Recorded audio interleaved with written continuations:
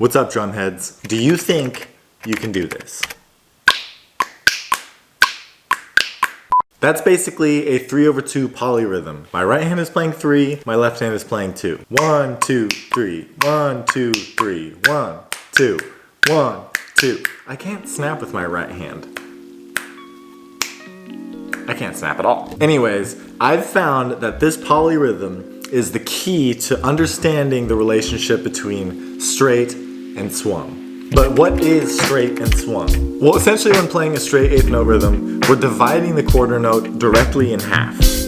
Now, swung is essentially playing in triplets. People often explain swung as pushing that second eighth note into the place of where the third triplet would be, essentially skipping the second triplet.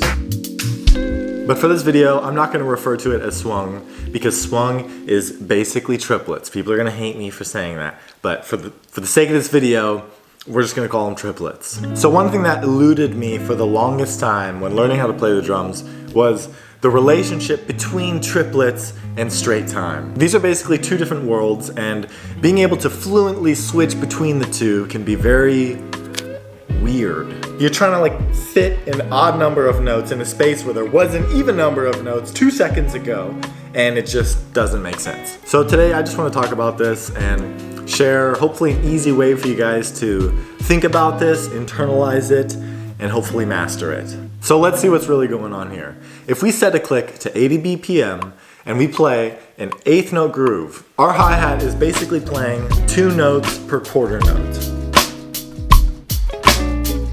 Now, if we want to play triplets or eighth note triplets, we then have to play 3 notes per quarter note.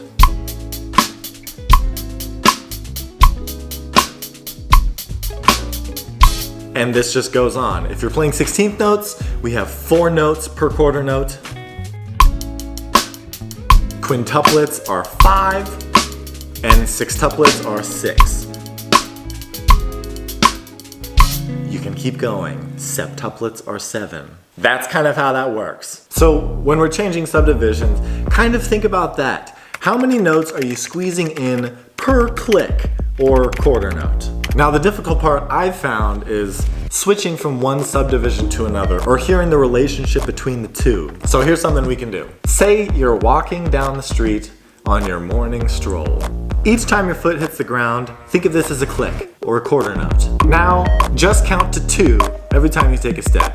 1, 2, 1, 2, 1, 2, 1, 2, 1, 2, 1, 2, 1, 2, 1, 2. This is basically eighth notes, okay? Now, count to 3 every time you take a step.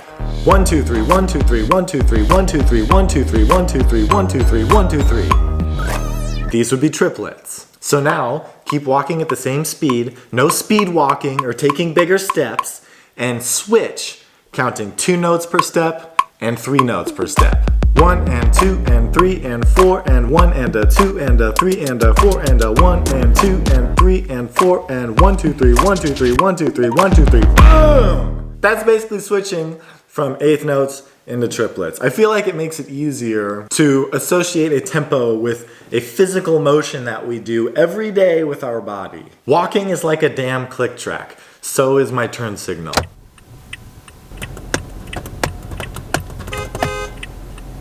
I can't help but think of that when I'm driving. I know I'm not alone here. Anyways, this is all basically ear training. Like, you want your mind to be able to hear the relationship between eighth notes and triplets, and especially going back and forth between the two. And this is basically why that polyrhythm that we snapped at the beginning of the video is so important.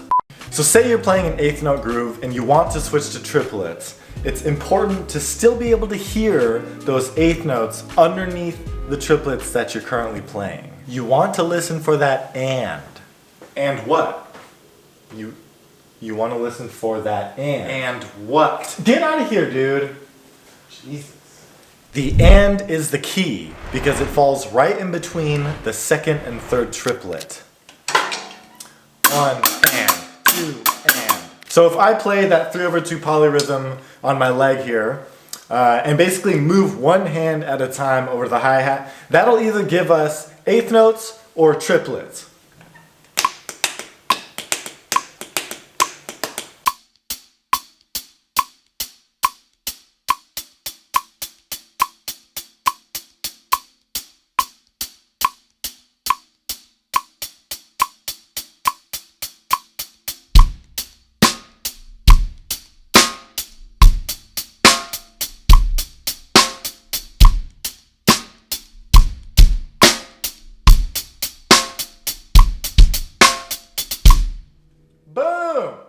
You could also play that polyrhythm between like the ride cymbal and your left hi-hat foot.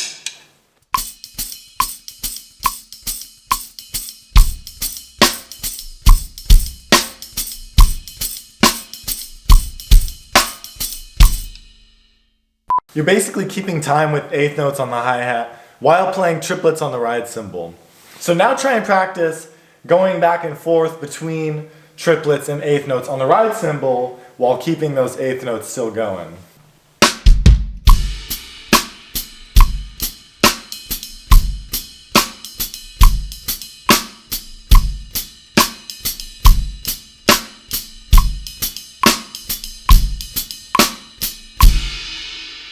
You can also do the same thing with like the kick and the hi-hat. So play eighth notes on the kick and triplets on the hi-hat.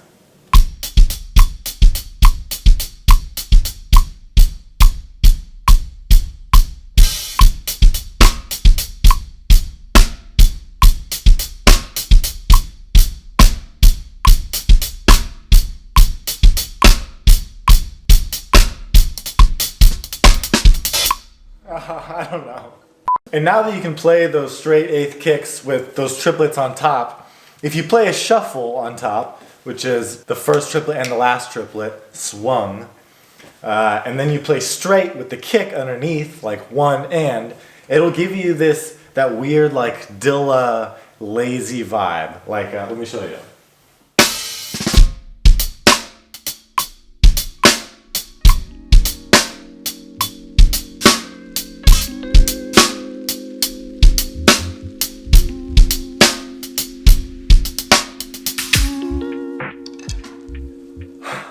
That's all I got for you. If you check out Ted Reed's book, Syncopation, if you're like me, you have this book, but never open it.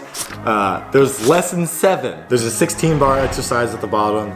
That's just perfect if you want to practice your reading and practice switching from eighths to triplets. Please use a click. Anyways, I'm gonna leave it at that. Like anything with drums, we can go deeper and deeper. You can do the same thing, like going between triplets and 16th notes. That would be like a 3/4 polyrhythm. 1, 2, 3, 4, 1, 2, 3. Same thing, but that would be a long video. Thanks for watching the video, guys. Thanks for all the love and support for the channel. Thanks to Drumeo for sponsoring the channel. Always got to give them a shout out. Check out their coaches roster for the year. They got some new people on there and some great artists showing up this year, which I'm super excited about. I'm still getting the studio set up. We finally got all of our shit from South Africa. It's been like 7 months and we finally got it. I got my big sign behind the drums. You can't even see because it's too dark. I got my starship. I got my surfboards. Can't really use it in Philadelphia though.